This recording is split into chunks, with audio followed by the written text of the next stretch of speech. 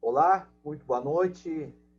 Estamos iniciando mais uma live de quarta-feira aqui no Facebook do programa do CMP Sindicato dos Professores Municipais de Passo Fundo. Nossa live já é tradicional, todas as quartas-feiras, às 18 horas. Nós sempre conversamos sobre assuntos diversos, mas sempre relacionados à educação. São assuntos que estão na mídia no momento, que estão em pauta nas rodas de conversa, estão em pauta nas redes sociais, e nós trazemos à tona aqui essas questões para que possamos, principalmente, dar voz a todo o magistério, não só ao magistério municipal, mas também a todo o magistério, seja ele estadual e também em particular. Na noite de hoje, nós vamos falar sobre um tema que ele é importantíssimo e, infelizmente, muito atual, que são os ataques e as agressões aos professores. É uma questão séria que, nos últimos tempos, tem se agravado. Nitidamente notamos que, nos últimos tempos, percebemos a intensificação desses ataques, principalmente através de redes sociais, e é sobre isso que nós vamos conversar hoje, né? E não é de hoje, né, que os professores vêm sendo ofendidos em redes sociais e, às vezes, até agredidos fisicamente. E nós temos muitos questionamentos sobre essa questão. Nós vamos conversar com nossos convidados e saber se são casos isolados ou se tratam de ações pensadas, né, que visam, primeiramente, desqualificar e desconstruir essa imagem do professor. Quem são esses agressores? Por que agem dessa forma? Entre outras perguntas que os nossos convidados muito especiais de hoje vão responder. E nós temos o prazer hoje de receber a professora Adriana Aparecida da Silva. Ela é professora da Educação Infantil e também presidente do Conselho Municipal de Educação, só que no momento ela está licenciada. E nós também temos o prazer de receber, eles já estão entrando aqui na sala conosco, também temos o prazer de receber o professor, o doutor em educação, Altair Fávero, que também atualmente é coordenador do PPG-EDU da UPF, o Programa de Pós-Graduação em Educação aqui da Universidade de Passo Fundo. Então, já estão conosco aqui os nossos três convidados, e de imediato, já dou boas-vindas à Adriana. Adriana, muito boa noite, seja bem-vinda ao nosso programa. Boa noite, Eduardo. Obrigada pelo convite. É um prazer estar aqui novamente para discutir esses assuntos que estão batendo a nossa porta e que nos preocupam tanto. Altair Fávero, muito boa noite e também um grande prazer te receber aqui. Boa noite, Eduardo. Boa noite, Adriana. Uma satisfação, uma alegria, uma honra poder participar desse belo programa que acontece nas quartas-feiras à noite.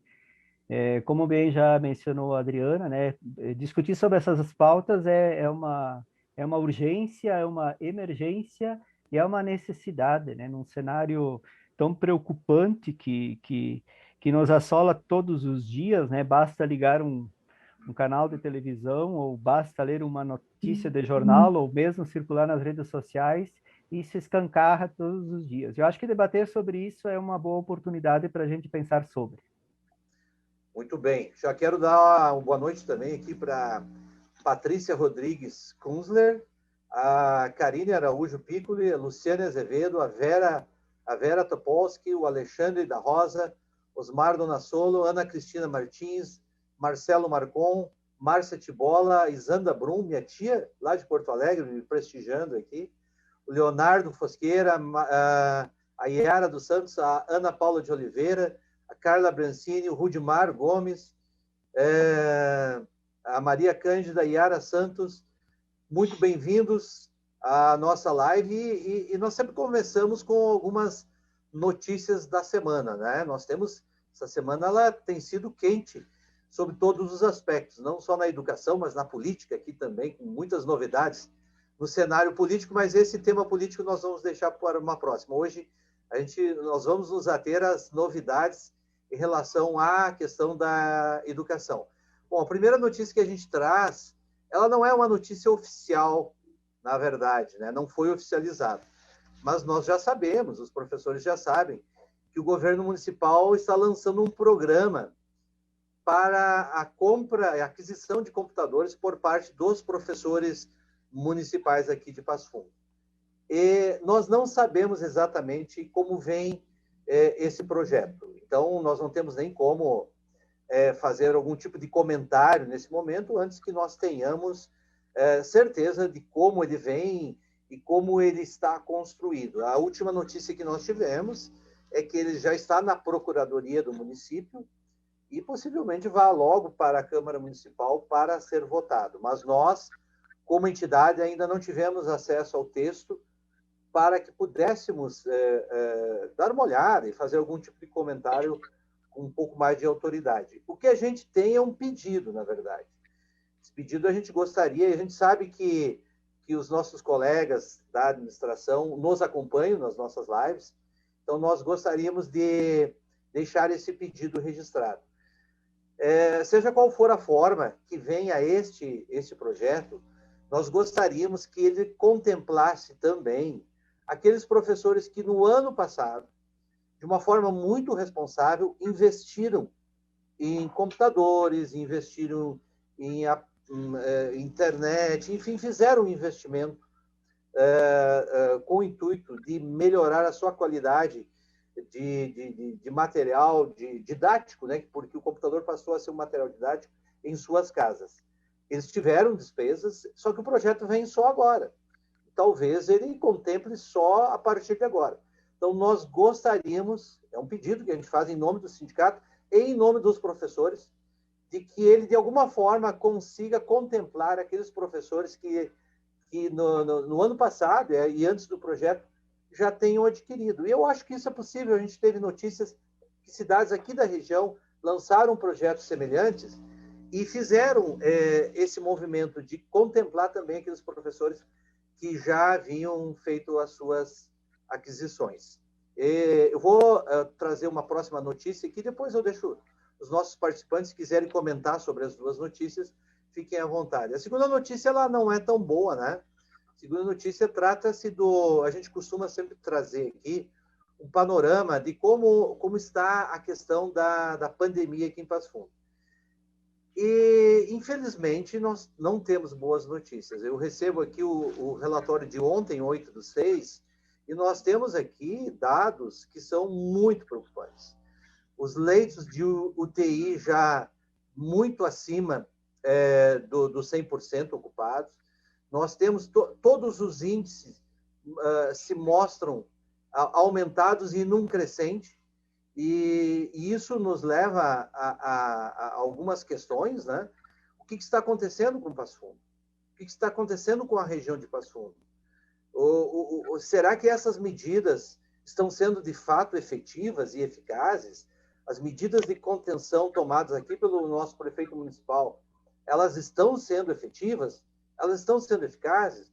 Porque os números não dizem isso. Os números são assustadores sob o ponto de vista de pandemia, porque são os piores números que nós tivemos desde o início da pandemia.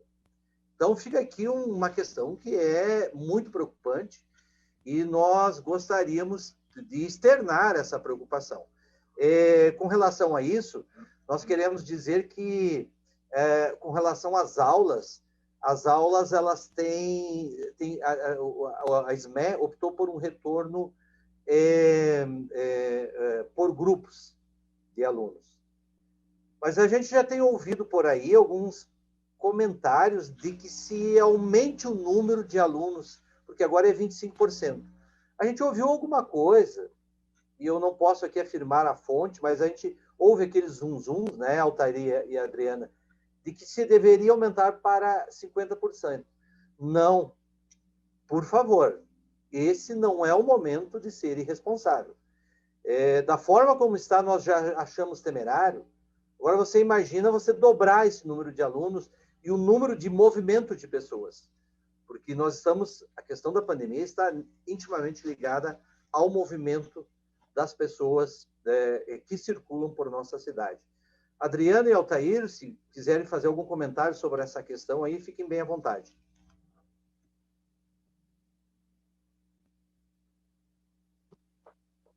Seria bastante responsabilidade, ao meu ponto de vista, né, pelo número de contaminados que nós temos, né? Hoje eu soube que mais uma pessoa da minha família está positivada, então a contaminação ela está ainda em um número muito grande, né? Então seria uma total falta de responsabilidade colocar 50%. Não sei se esses números não iriam piorar, né? E é questão de vida, né?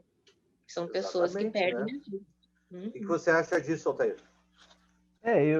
Eu penso assim que a gente deveria sempre fazer a pergunta fundamental, né? O que em situações como essa, né, que são situações excepcionais, não apenas de uma cidade, de um estado, de um país, né, mas é uma situação excepcional no mundo, né, que assim nos colocou da noite para o dia numa situação dramática. O que deve importar nesse momento, né? De fato a preservação da vida.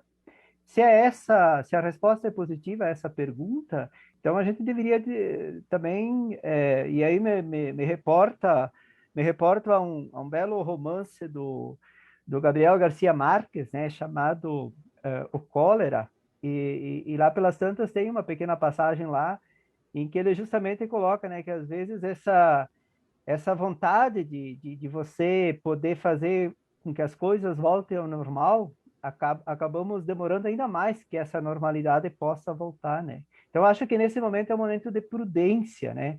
Então, eu concordo com o que vocês já colocaram, né? Que seria uma certa irresponsabilidade nesse momento tentar forçar algo sem que nós tenhamos as condições fundamentais para que haja um mínimo de segurança sanitária para o retorno presencial em grande escala, né? Então, eu penso que prudência nesse momento é uma virtude que não pode ser negligenciada. Muito importante isso. Quero dar boa noite aqui para a Tatiane Silveira, a Márcia Costa, a Silvia Regina Albuquerque, o Leonardo Fosqueira, que já dá uma opinião aqui sobre a questão da internet e do projeto do prefeito, que ele diz o seguinte: que tal um decreto emergencial de municipalização da internet? Desprivatizá-la. Essa aqui é uma sugestão do nosso colega, o Leonardo Fosqueira. Lourdes da Ignese assistindo, a Ana Lúcia Kapczynski assistindo, a Alessandra da Rosa Sicora, boa noite a todas e todos. Vamos lá, e nós temos mais uma notícia, que essa aqui, de fato, ela é muito preocupante. Nessa semana agora, deixa eu achar aqui, nessa semana agora, a Assembleia Legislativa aqui do Rio Grande do Sul aprova a lei que autoriza a educação domiciliar. É conhecida como homeschooling, né? O projeto ele recebeu 28 votos favoráveis e 21 votos contrários. Em 2018, cabe ressaltar que o STF considerou que a educação domiciliar não é inconstitucional, mas que ela precisa de uma normatização para ser permitida. E a gente sabe que, por exemplo, que o Distrito Federal já fez essa normatização. E aqui, nessa dia 8, agora, a Assembleia Legislativa aprovou o texto, né, que vai agora para o governador. O texto é de autoria do deputado Fábio Osterman, se não me engano, filho do Luiz Carlos Osterman, aquele comentarista, antigo comentarista de futebol. E agora o texto vai para o Eduardo Leite, que pode sancioná-lo ou pode vetá-lo. Então, nós temos aí, me parece que um grave problema a ser considerado, não é mesmo, Altair? Certamente, Eduardo, eu tenho realizado alguns estudos, né, mais no sentido de acompanhar, porque eu tenho alguns orientandos aí do programa de pós-graduação que têm se debruçado, não de forma direta a esse assunto, mas de forma indireta a esse assunto, até porque essa não é uma experiência nova, por assim dizer, há outros países que já fizeram esse tipo de iniciativa. E há estudos já que mostram que esse tipo de projeto ele tem uma série de problemas no que se refere à ideia de uma educação de um determinado país, né? Os Estados Unidos têm alguns estados que têm passado já por essa experiência de homeschooler, né? E eu lamento profundamente que os deputados irresponsavelmente tenham simplesmente aprovado esse projeto, que é um projeto que desmonta, de uma certa maneira, um sistema educacional de um país. Então, se nós já estamos com um atraso histórico no que tange a um projeto de país em termos educacional, o homeschooling vem piorar ainda mais a ideia de um sistema educacional de país, né? Por N razões. Se nós já temos um país que é um dos mais desiguais do mundo, com esse projeto, essa desigualdade tende a aumentar ainda mais. Se nós temos hoje uma pauperização da escola pública, né, e um desprezo da escola pública, podemos conversar mais sobre isso mais adiante, né, por aí se entende a própria violência que hoje tem ressonância dentro da escola. A tendência com um projeto dessa natureza tende a acirrar ainda mais essa violência, que não é só uma violência física, mas é também uma violência simbólica. Eu já anuncio de antemão, né, estava conversando hoje à tarde com o Júnior, que também deve estar nos assistindo e transmitindo essa nossa live no canal do GEPES. No dia 23 agora de junho, nós vamos estar organizando um debate exatamente sobre esse tema, né? Podemos depois, inclusive, fazer chegar até o CMP Sindicato aí ao card, divulgando o link para participação. Estamos vendo uma deputada que vai participar conosco, né? Mais um professor estudioso sobre isso, para a gente fazer um debate, porque esse é o momento do debate. Eu acho precoce, eu acho extremamente irresponsável aprovar projetos dessa envergadura que diz respeito a toda uma organização educacional de um Estado, né, e de um país, sem um grande debate sobre as consequências do que isso representa. Então, é importante pautar essa discussão para a gente poder também ter mais discernimento daquilo em que tipo de barco nós estamos embarcando, por assim dizer. Tá bom. Adriana, tu acha que esse projeto aí ele afeta só a escola pública ou a escola particular também vai sofrer com esse projeto? Eduardo, são várias formas, né? A gente pode discutir por vários ângulos ou visualizar, enfim, a escola pública pela questão da desvalorização que a gente vive, né? Como disse o professor Altair, a gente ainda vive um tempo muito, muito aquém, né, do que seria o ideal em termos de educação. Um país como o nosso, né, do tamanho do nosso país, ainda tem essas vivências em relação à educação, principalmente a educação pública, né? Ela não está nem perto de atingir uma qualidade ideal, mas para a educação pública, com certeza, seria muito mais grave no sentido das condições, das próprias condições das próprias famílias, da própria família ter como auxiliar, ter o conhecimento, porque a formação superior ainda é um artigo de luxo no nosso país. Ainda as pessoas fazem com muito sacrifício, ainda temos muitas pessoas que não conseguem atingi-la.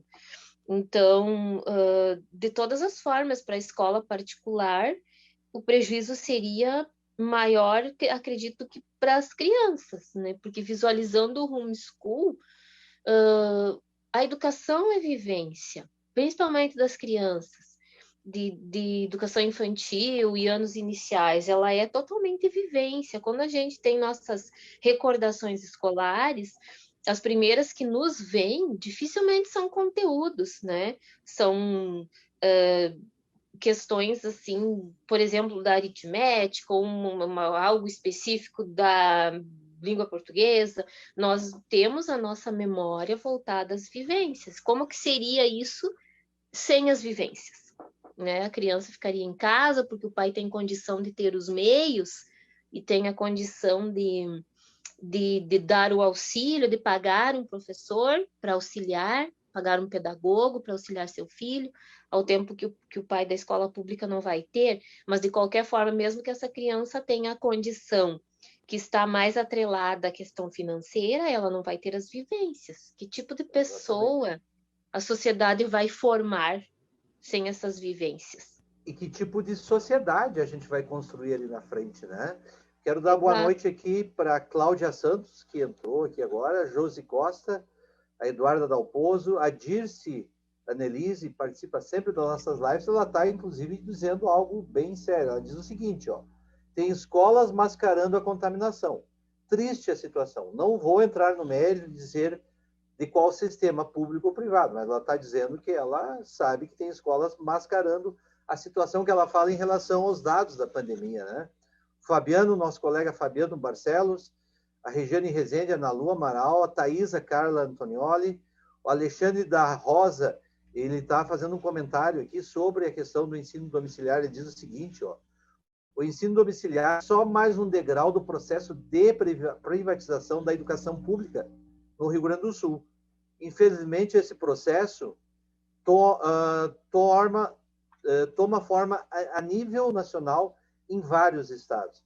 Maurício Paim aqui nos acompanhando, inclusive o Maurício amanhã, no seu programa diário na Rádio Uirapuru, ele vai tratar desse assunto, da questão do homeschooling. Então, acompanhe o Maurício amanhã na sua fala ali na Rádio Uirapuru. Marcelena, boa noite. Patrícia Boaventura, Alessandra da Rosa dizendo o seguinte, ó, o fato de não ferir ou contradizer o que diz a Constituição não significa que ela seja legítima. Na LDB, temos um precedente para esse tipo de atividade, mas ela serve para garantir situações específicas. Porém, a ideia de implantar a educação domiciliar é absolutamente com a intenção de doutrinar as crianças para que elas tornem-se analfabetos políticos. A Estela Mares e a Aidla Brock, e agora entrou a Jane Kelly aqui para a nossa live. Mas hoje nós vamos falar também disso, mas o nosso assunto que nos trouxe aqui hoje é a questão, a agressão e os ataques que a classe do magistério, seja ela estadual, particular e municipal, vem sofrendo, e em todos os níveis, né?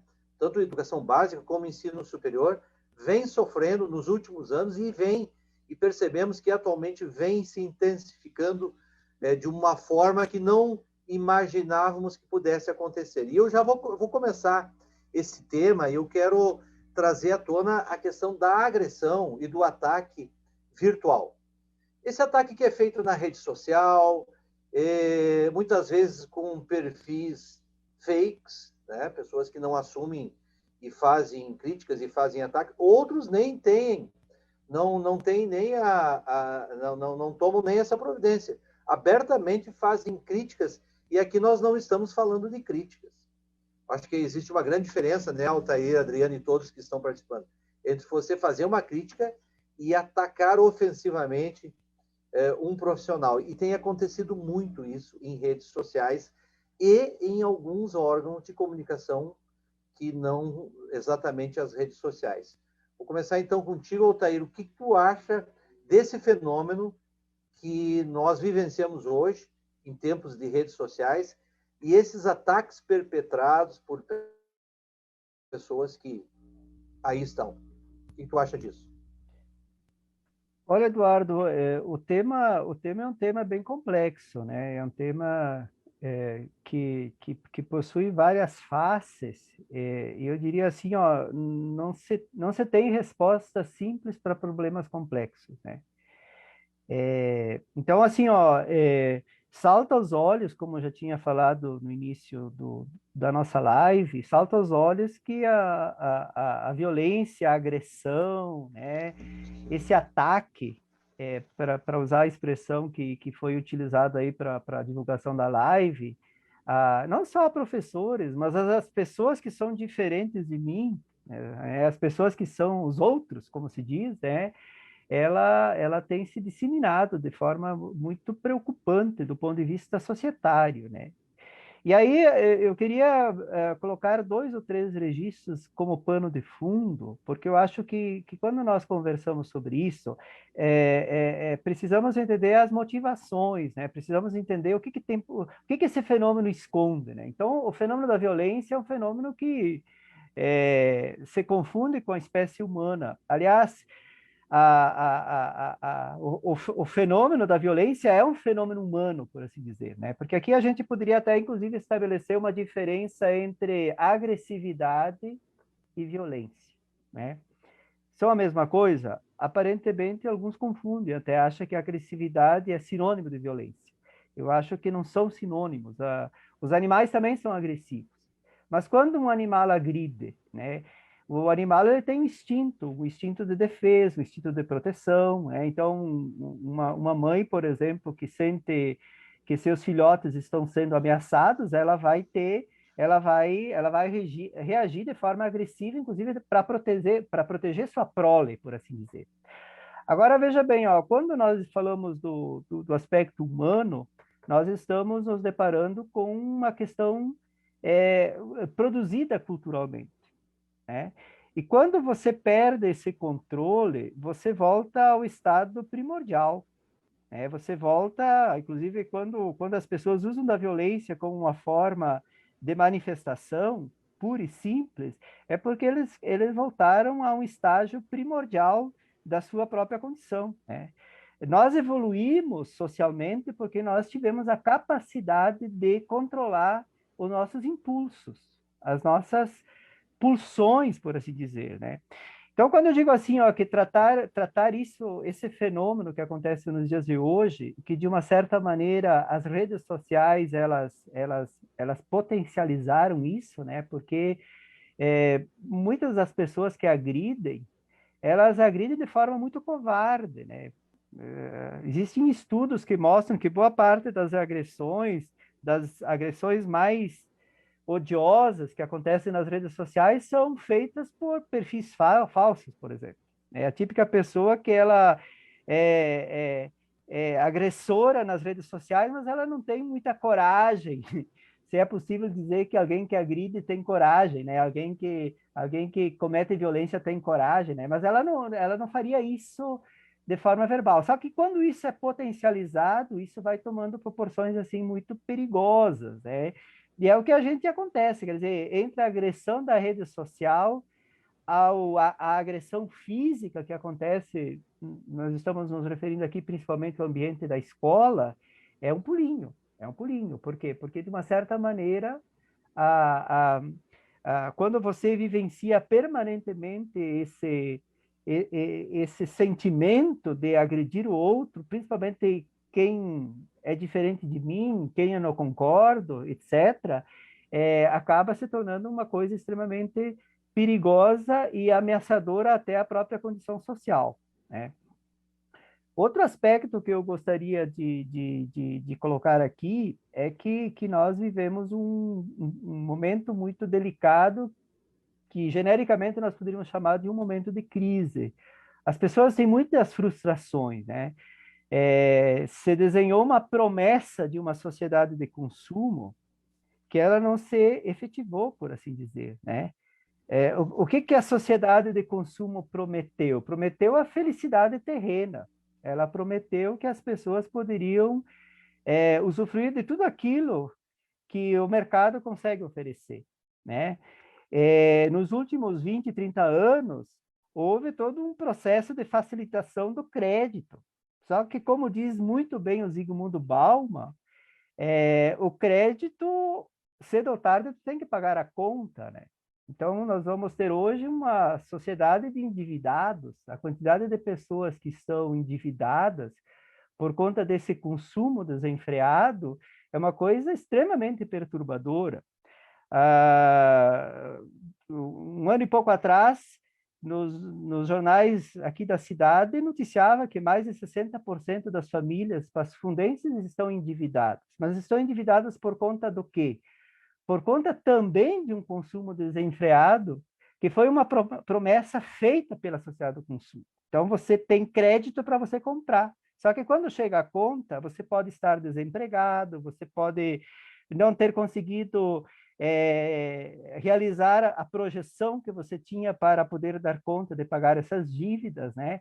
Então, você tem que manifestar essa insatisfação com uma sociedade que traiu certos projetos que te prometeu de alguma forma. E a violência é uma forma de traduzir isso, né?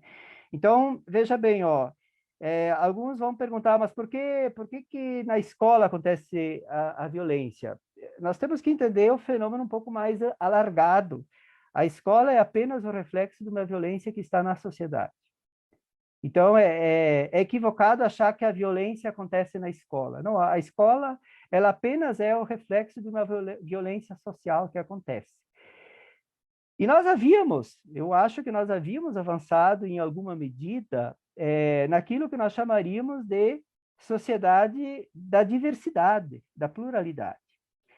No entanto, se a gente observa nos últimos 10, 12 anos, nós começamos a ter uma forte indicação de que esses avanços que aconteceram no que tange às políticas da diversidade, da inclusão, do respeito às minorias, elas foram sendo minadas por um pensamento conservador que voltou à cena, né? Saiu das sombras, por assim dizer, né? E esse pensamento conservador, ele acredita que os males do mundo são decorrentes dos outros. Então, todo aquele que não é igual a mim, ele é o outro, são eles. E os culpados são eles. Esses eles podem ser uma outra etnia, pode ser um imigrante, pode ser alguém que defende outro tipo de ideologia. Hoje nós temos muito polarizado essa ideia de direita e esquerda no país, essa polaridade política, essa polaridade que está no campo do esporte, né? Então você vê, por exemplo, gremistas e colorados discutindo, né? Parece que se os outros vão mal, eu fico feliz, né? Se eu vou mal, eu tenho que encontrar um jeito de mostrar que os outros são pior do que eu, né? Então, essa dificuldade humana de compreender, de conviver com as próprias frustrações, elas são potencializadoras daquilo que nós chamamos de violência. E aqui nós podemos falar de níveis de violências e formas de violência, né? A sociologia da violência tem farto material, fartos estudos que, obviamente, não é possível numa curta live poder abordar tudo isso, né? Mas nós poderíamos falar, por exemplo, da violência simbólica, né? Que ela é muito mais perversa do que até a própria violência física, né? Eu publiquei um artigo em 2018, numa revista lá da UNOESC, em que eu abordo todo o problema das topologias da violência, do lugar da violência. E tem um autor coreano, que é inclusive muito conhecido mundialmente, que é o Han Suk Han, nome até difícil de pronunciar, e ele trabalha um aspecto muito interessante, que para mim foi uma novidade, aquilo que ele chama de violência da positividade. E ele vai dizer que essa violência da positividade está no interior de cada sujeito, de cada indivíduo, né? E que, em tempos de tecnologias, essa violência se tornou a mais perigosa e a mais letal na destruição dos indivíduos, né? Então, é algo a gente a ser pensado também no plano educacional.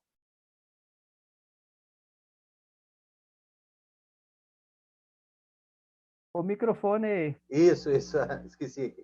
Adriana, quando você é professora da educação infantil, quando uma professora que está lá na sala de aula, ela abre uma rede social e vê ali a sua profissão, o seu trabalho ser vilipendiado, a sua postura ser atacada, enfim, a sua imagem ser destruída, qual é o sentimento que perpassa no profissional, naquela professora que está lá dentro da escola? Eu acredito que o primeiro sentimento que vem, porque isso já, né, é algo que está, infelizmente, fazendo parte muito próxima do nosso mundo, do nosso dia a dia, é um sentimento de impotência, porque antes o professor Altair fala de um estágio primordial, né? A violência, ela é realmente a volta a esse estágio primitivo pela falta de argumento, pela falta de ideias, ou pela falta de capacidade de poder analisar-se, analisar o outro, analisar o contexto e conseguir discutir a ideia e não a pessoa. Pela própria desvalorização que o professor vive dentro do nosso país, isso virou algo corriqueiro.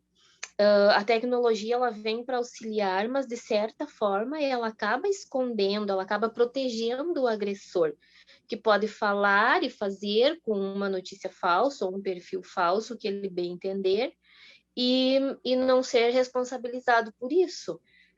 É a falta de tolerância com o outro, né? A falta de tolerância com o que o outro pensa ou a forma como o outro vive, tanto que nós ainda vivemos o advento da inclusão, né?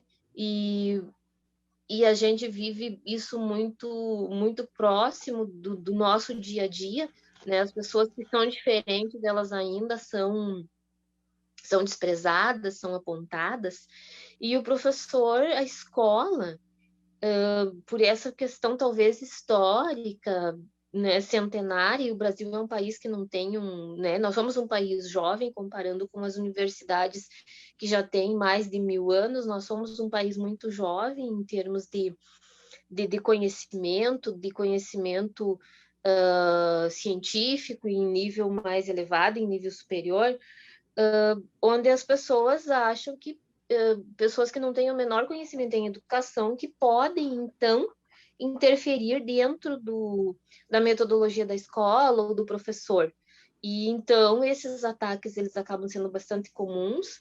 As professoras de educação infantil, como bem o Eduardo lembra, agora, falando específico da educação infantil, ainda são vistas muito como as tias, como a escolinha, como cuidar, e eu como professora de educação infantil, a gente tem uma luta, a gente trava uma luta, e eu sempre digo isso diariamente para nos colocar numa posição de pedagogas, de cientistas da educação, no nosso dia a dia dentro da escola, mas pela desvalorização as pessoas acreditam que elas podem atingir, que elas podem falar, que elas podem agredir, que podem ameaçar, inclusive eu conheço muitas histórias de professores que foram ameaçados em porta de escola, porque a família muitas vezes não sabe como lidar com a criança, e quando o professor expõe o problema, porque o professor está ali para isso, está ali para auxiliar, ele acaba sendo agredido, no sentido dessa falta de valorização que a gente tem aí os projetos, né? Tipo, por exemplo, o Homeschool, que a nossa Assembleia Legislativa, como já fez anteriormente, a questão do ensino da idade corte, não sei se o Eduardo está lembrado, né? Que foi uma luta e a gente conseguiu, o Supremo, então, conseguiu derrubar, que não teria mais idade corte, mas e onde estão os cientistas, os deputados que pensaram e fizeram? Eles tinham alguma ciência da educação, eles tinham alguma formação? Isso é uma forma de agressão, de fazer uma intromissão com uma normativa dentro da escola. É uma outra forma de agressão diferente, mas ela é, né? Ela não é a agressão física ou a agressão verbal, mas essa questão da agressão, e agora com a pandemia a gente viu muitos ataques desse tipo de agressão nas mídias, né, que o professor não queria trabalhar, que o professor, enfim, não estava fazendo nada. Eu me lembro muito bem que eu acabei dando uma resposta para uma pessoa, porque eu fiquei muito indignada. Essa pessoa fez um comentário no Face, dizendo que, mas e como que ficam as aulas? E os professores, eles não estão fazendo nada, e as crianças não estão tendo aulas, eles não têm material, eles não estão recebendo. E aí eu lembro que eu fiz um texto para ele e disse, não, as escolas, os professores estão todos trabalhando, e isso está sendo fornecido. Se alguém não está passando dentro de casa, é a família. E a pessoa não me respondeu. Eu não sei se ele entendeu, mas foi um ataque bastante grosseiro que foi feito. Então, é uma forma das pessoas se protegerem. É mais fácil atacar assim, né? E pensando nesse estágio primitivo do ser humano, né? Todos nós temos isso dentro de nós, o que nos conduz para uma realidade Racional é o conhecimento, a capacidade de raciocinar, de pensar, de discutir as ideias e não as pessoas, e de respeitar o ponto de vista do outro, né? Sempre dentro da questão do diálogo e da aprendizagem. Mas eu acredito, sim, que é muito triste viver isso no dia a dia. Perfeito. Eu quero cumprimentar aqui a Gisele, Cristiane, a Fabiana Oliveira, que manda um alô aqui, professor Altair, né? Qualificando o nosso debate. O Leonardo, fazendo um comentário aqui, que a classe dominante não quer essa educação para todos, eu acho que ainda falando do homeschooling, né? Fabiano Barcelos faz um comentário bem interessante aqui com relação à questão da agressão aos professores. Nós nos importamos com a enxurrada de xingamentos recebidos via internet, nos acusando de vagabundos que não querem trabalhar, só receber. Fizemos escolhas. Há bons e maus profissionais em todos os ramos. Não somos juízes para decidir e nem réus para sermos julgados. Quem ocupa o trono tem culpa. Quem oculta o crime também. Somos quem podemos ser, mas que sonhos podemos ter. Uma bela reflexão aqui do Fabiano. Boa noite para a Luciane. A Ana Lúcia Vieira também está assistindo. A Alessandra dizendo: agressão é estudo de teólogos. Violência é estudo antropológico. Muito triste, mas entendemos por que os professores sofrem esses ataques. Ana Lúcia Vieira, nos cumprimentando, a Eliane, a Adriana Nadal, a Kátia Fernandes, a Renata Stormovski, cumprimentando pela discussão, a Rúbia, a Débora Moreira e o Leonardo falando sobre a violência da positividade. Queria entender mais. Mais conhecida é a violência das façanhas, do positivismo. Nós temos aqui, vocês trouxeram à tona aí uma questão importante das redes sociais, que é a responsabilização. Muita gente acha, equivocadamente, que a rede social é uma terra de ninguém, onde você pode dizer o que bem entende e nada vai acontecer. Nós como sindicato, queremos alertar que não é bem assim. Tanto é que nós já estamos processando, vamos encaminhar processo em relação a 2 pessoas que nos atacaram muito agressivamente, tentaram nos com acusações infundadas, com agressões infundadas. Essas pessoas serão responsabilizadas.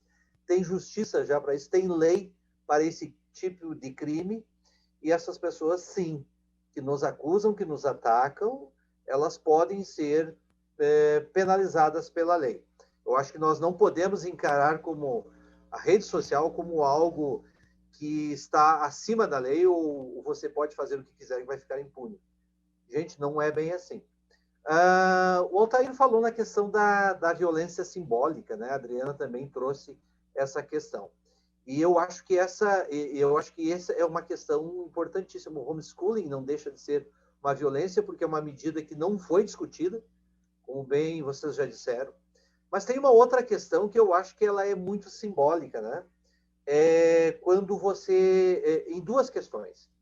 Primeiro é quando você ataca, por exemplo, os planos de carreira dos professores, em todos os níveis. Quando você quer aviltar o salário dessas pessoas conquistados, e um salário que, vamos combinar, né? Não tem professor aí ganhando fortunas. Nós não estamos falando de outros níveis, de políticos, não estamos falando de judiciário, não estamos falando de determinados cargos do executivo. Estamos falando de professores que giram numa faixa salarial muito baixa, inclusive para os padrões do Brasil, inclusive pela posição, pelo investimento que se faz na carreira. Quero que vocês falem um pouquinho sobre essa violência quando se desconstrói planos de carreira e se ataca salários. Eu quero que vocês falem também a outra violência simbólica que eu quero trazer para a discussão é quando, por exemplo, e principalmente agora tem acontecido, os professores cada vez mais são exigidos na sua carga de trabalho. E nós já chegamos a um ponto, na rede municipal, a gente recebe reclamações todos os dias. A demanda de trabalho virtual ela não cabe mais na carga horária. Então, na opinião de vocês, essas 2 questões também são violências e que nós devemos discutir seriamente? Altair, pode começar. Acho que é uma questão bem importante. Eu acho que isso merece um olhar bem atento com relação a isso, né? Eu acho que tu trazes bem, né, Eduardo, que o desprezo por uma determinada profissão, né, e mesmo toda essa violência que acontece em torno de professores, né, se a gente dá uma vasculhada aí no YouTube, vai encontrar, assim, milhares de vídeos postados, né, coisas que, assim, nos chocam profundamente, né. E a pergunta é qual é que são os possíveis motivos disso tudo, né? E isso passa também pela forma como é vista a profissão, né? Quando você vê pessoas que dizem, porque lá na Finlândia, porque lá na Noruega, porque lá na Coreia do Sul, né, que são os países que mais avançaram em termos assim de qualidade de educação, nas avaliações de larga escala, como o PISA e assim por diante, as pessoas se esquecem de olhar que nesses países o professor é considerado uma profissão nobre. Eu me dei o trabalho, inclusive, de vasculhar sobre esses países. Qual é que foi a sacada que esses países tiveram, né?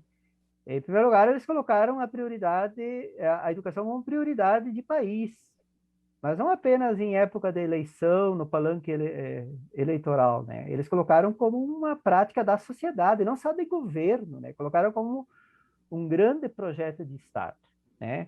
E foram países que conseguiram, em 20, 30 anos, dar um salto gigantesco, né? Saíram lá do 40º, 50º lugar e ocuparam as primeiras posições.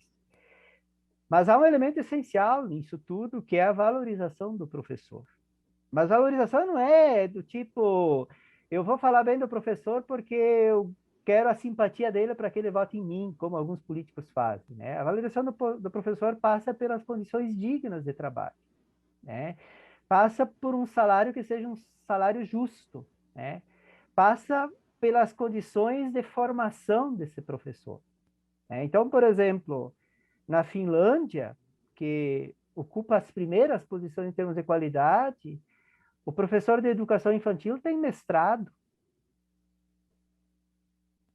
tá? Nenhum professor pode ser professor sem, no mínimo, ter mestrado. E é interessante porque o mestrado é bancado pelo Estado. Mas, além disso, o professor tem uma carga horária de trabalho que é uma carga horária digna para fazer um bom trabalho. Você não vai encontrar nenhum professor trabalhando 60 horas. Você vai encontrar um professor trabalhando 20, no máximo 30 horas, e tendo tempo para preparar seu trabalho. Porque é assim que funciona. Um bom profissional, um bom professor precisa preparar bem suas aulas. Então, quando se diz assim, é muito fácil dizer que a gente quer uma educação da Finlândia, mas você não trata o principal protagonista desse processo como a Finlândia trata seus professores. Na Coreia do Sul, por exemplo, a profissão de professor é tão buscada quanto a profissão de medicina, ou mais do que a medicina. Por quê? Porque o status de professor na Coreia do Sul é superior ao médico. Então, além disso, os institutos, as faculdades, as universidades que formam os professores são instituições absolutamente sérias e rigorosamente cuidadas pelo Estado. Você não vê oferecer um curso à distância de professores, e às vezes à distância de tudo, distância dos livros, das teorias, dos conhecimentos, das práticas, né? Você não vê lá se formar um professor de pedagogia como se forma qualquer técnico em qualquer coisa. Você vê um professor que, de fato, adentra ao universo da pesquisa em educação, das práticas mais avançadas em termos de educação. Você não vê lá um professor que é maltratado na escola. O professor é altamente respeitado na escola, mas é respeitado por quê? Porque ele é uma espécie de baluarte, ele é uma espécie de exemplo de vida, pela sua cultura, pelo seu conhecimento e pela sua postura moral. Então, quando eu digo assim que nós precisamos avançar, e talvez nossa classe política, eu não quero colocar todo mundo no mesmo saco, mas nós temos muita dificuldade de escolher bons representantes nas nossas câmaras legislativas. E aí vai da nossa condição local à nossa condição nacional. Muitas vezes, o nosso eleitorado elege os piores para governar. Os piores para criar as leis. E é justamente por conta disso que nós temos leis extremamente equivocadas. Vou usar essa expressão para ser elegante, para não dizer uma coisa pior. Nós temos leis demais nesse país. O que falta é uma seriedade com que se conduz os rumos desse país. O nosso Brasil teria todas as condições para ser um país extremamente avançado em termos de educação, porque recursos a gente teria. Nós poderíamos ser um país extremamente avançado em termos da justiça social, mas, no entanto, o que nós temos? Nós temos um atraso histórico que é decorrente de toda uma forma colonial com que o próprio Brasil foi criado, e essa raiz escravocrata ainda não nos libertamos. Nós estamos 100 e poucos anos da Lei Áurea, né? 1888, mas ainda na mentalidade de muita gente, a escravidão ela persiste. Tem razão o Gessé de Souza dizendo que a lógica da casa grande senzala não foi superada no Brasil. Nós temos ainda essa relação que se estabelece, inclusive, no plano educacional. Projetos como esse do homeschooler é voltar ao período colonial, em que a condição de ter acesso ao saber, ao conhecimento, é dado para quem tem condição de contratar tutores, de contratar alguém que vá na família fazer a formação, e quem não tem essas condições é simplesmente deixado à própria sorte. Esse é nosso passado escravocrata, e que hoje ele ressurge nessa mentalidade conservadora. Muitos empresários são fantásticos, mas há um grupo de empresários também significativos que eles continuam tendo a mentalidade escravocrata. Eles não gostariam de ter funcionários, gostariam de ter escravos, gostariam de ter subservientes, gostariam de ter pessoas que trabalham dia a dia apenas pela comida. E se a gente olha o salário de miséria de muito professor, passa por aí.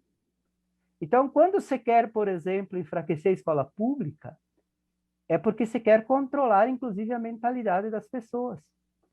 Então, é muito mais fácil você controlar um suposto professor, um tutor que vem na minha casa e que eu pago diretamente, remunero diretamente o valor do seu serviço, do que quando esse professor está numa escola pública que é bancada pelo Estado.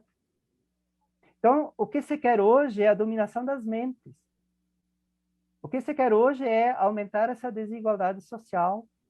O que se quer hoje é manter essa elite do atraso, nas palavras do Gessé Souza, que sempre mandaram nesse país e que tornaram esse país o que ele é. Um país de desigualdade, um país de preconceito, um país que agora ressuscita o fascismo, um país que fica se orgulhando de certos símbolos nacionais, mas esquece que nós somos um dos países mais desiguais do mundo. Nós somos pior do que muitos países da África. Nós somos pior do que a grande maioria dos países da América Latina. E nós teríamos todas as condições de ser outro tipo de país. E como nós seríamos um outro tipo de país? Com educação de qualidade, com menos desigualdade social, com cuidados dessa biodiversidade que existe em termos de flora e de fauna. Agora, para isso é necessário ter um projeto de nação. E quando você vê, por exemplo, projetos como esses que nós mencionamos, né? Ou quando você vê uma escola pública sendo terrivelmente agredida, essa é a expressão mais adequada para ser dita, nós estamos indo na contramão de um projeto de nação, de um projeto de país. E aí eu poderia falar também do papel que as mídias têm feito, né? Então, você vê frequentemente as grandes mídias fazendo reportagens, elas até apontam o problema, mas elas indicam uma falsa causa desse problema, porque a própria mídia é responsável por essa violência que se faz na escola. A escola se torna notícia da mídia quando um aluno é baleado na escola. Aí sim, a mídia imediatamente divulga para toda a sociedade que na escola pública tal, um aluno foi esfaqueado. Agora, essa mesma mídia não divulga os grandes projetos de formação que existem nessas escolas. Então, a própria mídia ela é fabricadora dessa violência simbólica que se traduz na violência física a professores.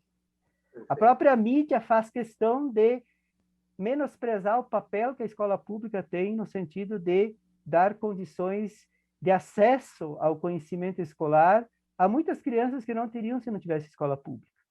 Então, você precariza a escola pública, você cria uma mentalidade generalizada de que a escola pública não tem qualidade, e depois você, de forma cínica, você vem dizer que a população não respeita a escola, os professores não são respeitados e assim por diante. Então, é um verdadeiro cinismo, no mau sentido do termo, que se cria em torno da própria grande mídia, que faz um desserviço para a educação.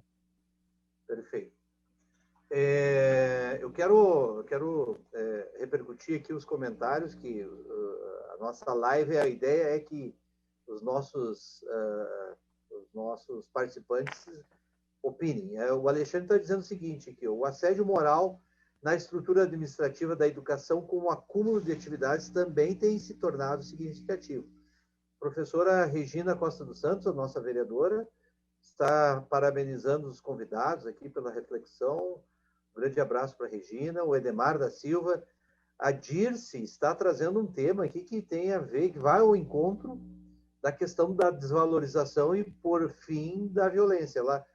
Ela traz o seguinte dado aqui, ó. Ela considera uma agressão o fato que, desde 2013, as promoções da educação infantil, e no caso dela, não são pagas. É o mesmo comentário da Nalu, que faz a mesma reflexão. E ela considera isso uma grande agressão. E, de fato, Dirce, a Josi dizendo que somos desvalorizados pela sociedade, e sim, ela tem se mostrado isso, né?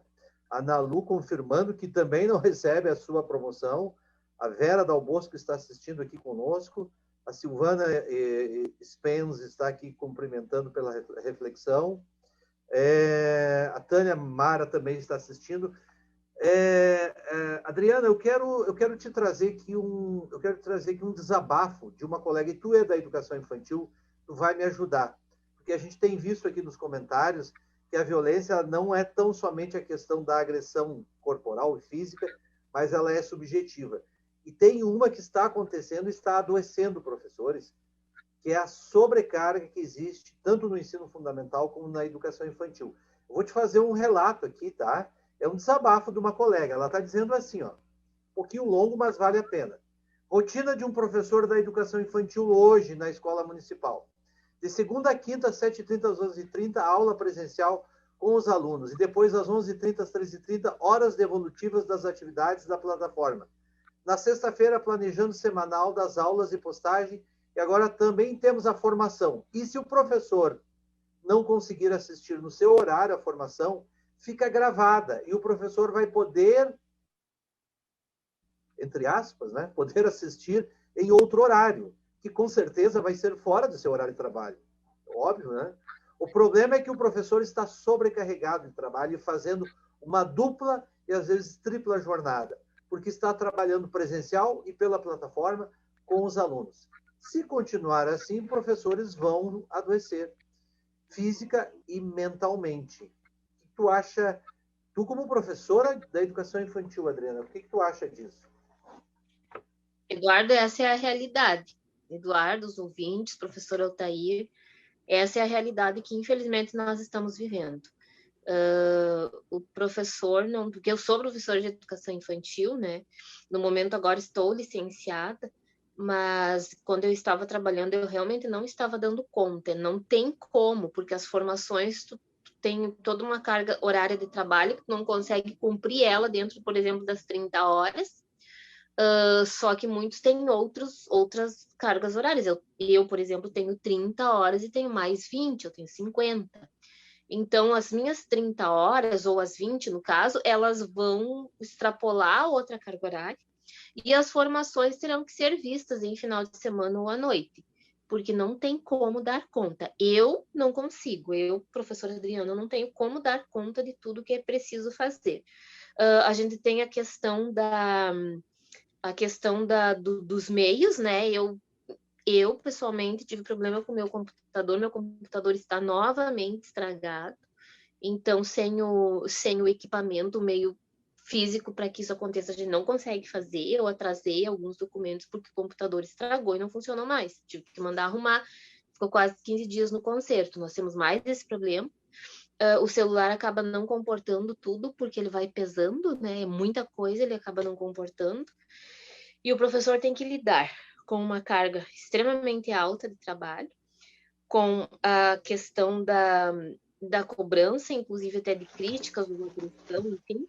Tem que lidar com o equipamento, que é ele que precisa fornecer, porque até agora cada um de nós teve que providenciar, né, o equipamento de trabalho, o computador, enfim. A gente tem essa questão dessa desconstrução, né, salarial e do plano de carreira, que estão atrelados. Eu também estou na lista aguardando a promoção da educação infantil, e não se sabe quando que vai sair. Isso é além de um absurdo. Eu acredito que essa desconstrução, e isso eu estou falando em relação ao que eu vivo hoje aqui no território, ela está sendo protelada para que não se haja mais a obrigação, né? Infelizmente, eu visualizo que talvez a administração queira fazer uma alteração das normativas para que a gente não receba, porque é muito tempo. A questão da carga horária, eu até anotei aqui, dessa carga horária absurda, que a gente está tendo que cumprir, que não tem nem como cumprir, é uma questão de organização das mantenedoras, né? O professor Altair falava dos professores que têm o salário bastante baixo, e nós temos aqui a questão das escolas particulares, né, de pequeno porte na cidade, e que realmente os professores têm um salário bastante baixo, e nós recebemos muitas denúncias durante todo esse período de pandemia, né, de abusos absurdos contra esses professores, que são professores que se formaram em pedagogia. A gente tem essa questão da desvalorização, que é histórica, que está atrelada a tudo isso, né? E a gente tem a questão de que a escola é o maior agente de transformação social, mas como que isso tudo vai ser feito dentro de todas essas questões que estão amarradas e atreladas, e que amarram até o professor dentro de uma teia onde ele não tem a possibilidade de conseguir sair ou até mesmo se defender dessa teia toda. Então, esse desabafo da colega, 90% dos professores hoje. Enfim. Perfeito. Eu quero aqui cumprimentar mais gente participando aqui, a Tânia Mara, a Marta de Almeida Borba. Tem uma questão que eu acho que é fundamental, que tu acabaste de falar, Adriana, com relação às escolas particulares.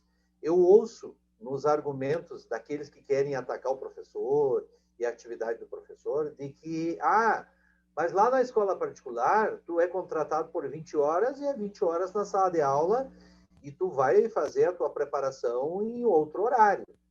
Como se isso fosse o correto. Aí o professor Altair vem aqui e nos traz o seguinte argumento. Olha, a Finlândia atingiu o primeiro lugar em educação porque ela trata bem o professor, ela qualifica o professor e ela tem uma carga horária adequada para que o professor possa desenvolver um bom trabalho. Então, esse argumento ele é completamente estapafúrdio no sentido de que o certo é o que a escola particular... Não, a escola particular está fazendo errado. A escola particular deveria ter na sua proposta um espaço para a sala de aula e um espaço para essa formação, coisa que no ensino, na educação básica particular, eu, de cadeira, posso dizer que não existe. Eu quero trazer assim, uma última pergunta. Nossa conversa está muito boa. A participação aqui continua bastante intensa dos nossos colegas. E eu quero trazer aqui uma última pergunta, né? Que ela é muito significativa hoje. Nós estamos vivendo, nos últimos anos, uma desconstrução da ciência e do conhecimento e da pesquisa. E as provas disso são o que está acontecendo com as universidades federais, inclusive com as universidades particulares que tentam oferecer um serviço de qualidade. Então, há, de fato, uma desconstrução do pensamento científico, da valorização da educação, da importância do professor. Quero saber de vocês o quanto está na conta hoje do governo federal atual, do presidente Jair Bolsonaro. Essa questão, vocês podem afirmar que ela aumentou com ele, porque ele, eu sempre digo, não precisa fazer CPI para provar alguma coisa do Bolsonaro. Ele grava tudo e, se você pesquisar ali no Google, você vê falas desqualificando a ciência e a pesquisa. Isso aí é notório. Então, eu quero saber de vocês o seguinte: quanto que isso é culpa hoje do presidente, ou esse processo já existia antes? Altair. Então, Eduardo, nós sabemos que já foi dito hoje à noite, mas não é novidade para ninguém, que nós temos, de fato, um atraso histórico, né? Histórico em todos os sentidos, né? Nós somos um país que fez tardiamente sua própria independência. A própria independência ela foi patrocinada foi patrocinada por uma espécie de consórcio entre uma certa elite do atraso e os próprios militares e assim por diante. Mas eu vejo que principalmente a segunda metade do século XX, né, indo mais próximo para o século XXI, nós tivemos um conjunto de políticas importantes que aconteceram no país, né? Veja bem, ó, o atraso histórico do acesso à educação superior foi uma coisa, assim, extremamente impressionante que aconteceu aí a partir do final dos anos 90 até em torno de 2015, 2016 e assim por diante. E, ao mesmo tempo, nós tivemos grandes progressos no que tange até o desenvolvimento de ciência de ponta. Nós temos universidade. E, claro, essa ciência, no caso do Brasil, principalmente patrocinada no sentido, não no sentido meramente financeiro, mas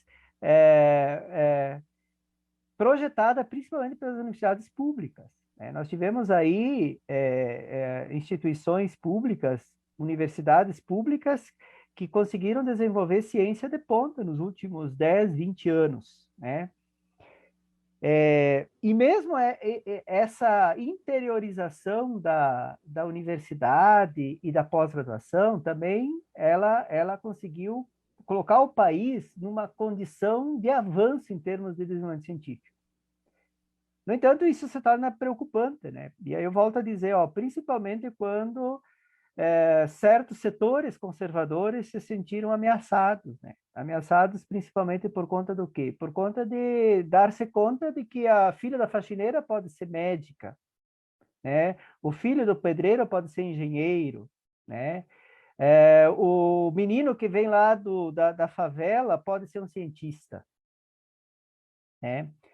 E se a gente vai olhar isso, nós não precisaríamos ter simplesmente feito isso aqui no Brasil.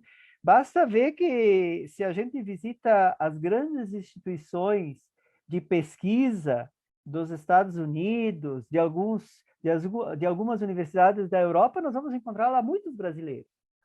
E por que eles estão lá? Porque eles foram simplesmente capturados. Aquilo que aquilo que se chama de captura de cérebros. Nós temos alunos que saíram da periferia de São Paulo e hoje trabalham em Harvard, por exemplo. Nós temos alunos que saíram da favela do Jacarezinho e estão em Massachusetts. Mas por que estão lá? Porque eles foram financiados por bolsas de estudo, inclusive dos Estados Unidos, e lá permaneceram. Por quê? Porque eles têm condições de trabalho, porque eles têm condição de pesquisa, etc. Então, se nós quiséssemos ter um país da grandiosidade do Brasil, nós teríamos que investir naquilo que é o motor do desenvolvimento, que é a ciência. Que é a ciência. E não os produtos que a ciência pode gerar. Porque o produto é aquilo que você compra na loja. Agora, o que a ciência produz é conhecimento, é coisa de ponta. Agora, para isso é necessário que o Estado tome conta disso. Por quê? Porque a iniciativa privada ela vai financiar aquilo que lhe interessa. Agora, há certas urgências nacionais que elas dependem de um projeto de nação. Então, quando eu vejo assim, quando eu vejo hoje um discurso anti-ciência, anti-vacina, anti-educação, ou quando você quer reduzir a educação a uma mera instrumentalização de funcionários que servem apenas para baixar a cabeça e aumentar o capital de poucos, nós estamos indo na contramão da história, na contramão daquilo que seria uma grande nação que poderia ser o Brasil. É lamentável isso. Então, hoje você, por exemplo, tem um setor que se fortaleceu muito, mas se fortaleceu muito por conta de contingências, que é o agronegócio, por exemplo. O agronegócio está super fortalecido, mas ele vai durar para sempre? Certamente não. Na hora que outros países encontrarem outras formas de produzir aquilo que o agronegócio fornece para esses países e esses produtos que são exportados, vamos ter uma grande crise do próprio Brasil, porque se apostou naquilo que foi a vocação histórica do Brasil, que é produzir commodities, por exemplo. Quando deveríamos produzir tecnologia, quando deveríamos produzir educação, conhecimento, ciência. Aí está o futuro do Brasil. Nós temos um povo que poderia ser maravilhoso se ele pudesse contar com uma educação de qualidade. E volto a dizer, educação de qualidade não é medida por testes de larga escala, como alguns dizem, mas uma educação que seja uma educação crítica, uma educação criativa, uma educação que traga, de fato, inovação em todos os setores. E a maior inovação é a inovação social. E aí eu me reporto, para encerrar minha fala, a uma frase dita pelo Darcy Ribeiro, há um pouco mais de 30 anos atrás, numa palestra em Belo Horizonte, quando ele dizia que o dinheiro que hoje nós não pomos na educação é o dinheiro que nos falta daqui a 30 anos para construir presídios. Foi uma profecia. Porque hoje, 30 anos depois, nós estamos exatamente nessa condição de ter um sistema carcerário em colapso, de termos... Porque a própria ideia de violência ela é decorrente da pobreza, ela é decorrente da desigualdade social. Se as pessoas tivessem escola de boa qualidade, se as pessoas tivessem ocupação digna, se tivessem salários mais dignos, nós teríamos muito menos violência do que a gente tem, muito menos criminalidade. E hoje, infelizmente, a criminalidade não está apenas na margem, ela às vezes ocupa até o próprio poder. Então não é preciso fazer grandes esforços para ver quem que banca boa parte dos deputados que estão no nosso Congresso Nacional. O crime organizado também está lá, bancando deputados, e para isso nós temos uma criminalização oficializada, diga-se de passagem. Mas é isso, Eduardo. Adriana, para a gente também ir encerrando, eu quero que tu me diga assim, essa questão da postura dos governos. Eu falei no Bolsonaro, mas eu não posso deixar de dizer que, por exemplo, o Eduardo Leite e o seu antecessor somam já quase 7 anos sem sequer um centavo de reajuste para os professores municipais. Eles não têm compromisso nenhum com a educação pública do Estado.